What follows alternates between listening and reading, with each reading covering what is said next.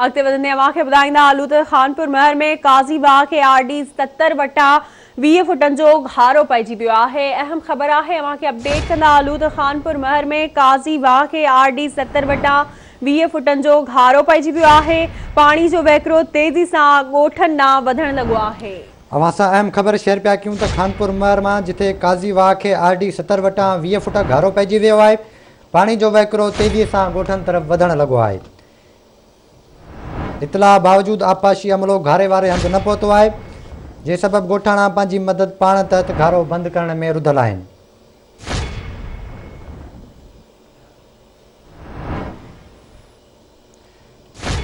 अहम ख़बर आहे, अव्हांखे ॾींदा हलूं खानपुर महर में काज़ी बाग खे आरडी 70 वटां 20 फुटनि जो घारो पइजी पियो आहे। पाणी जो वहिकिरो तेज़ी सां ॻोठनि ॾांहुं वधण लॻो आहे। इतला बावजूदि आपाशी अमलो घारे वारे हंधि न पहुतो आहे, जॾहिं त ॻोठाणा पंहिंजी मदद पाण तहत घारो बंदि करण में रुधल आहिनि। तफ़सील मालूम कंदासीं काज़ी खादिम खां। जी काज़ी खादिम, कहिड़ा अपडेट्स आहिनि?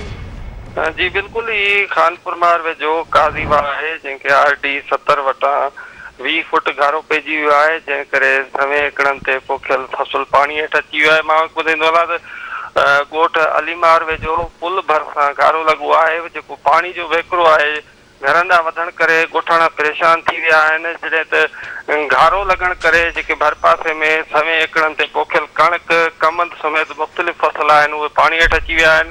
ओॾा ॻोठाणनि हाजी नवाब महर, शहज़ादो महर, करीमदाद महर, अमीन महर ऐं ॿियनि आबादगारनि आपाशी हमले ख़िलाफ़ एहतिजाजी मुज़ाहिरो पिणु कयो आहे।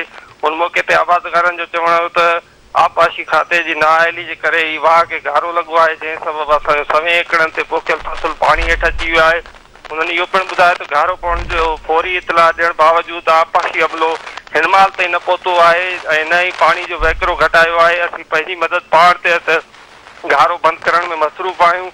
उन्हनि इहो पिणु ॿुधायो त आपाशी 62 माण्हुनि जूं ज़मीनूं आबाद करण लाइ वाह जा दर बंदि कया, न ई घारो जंहिं करे घारो पइजी वियो आहे।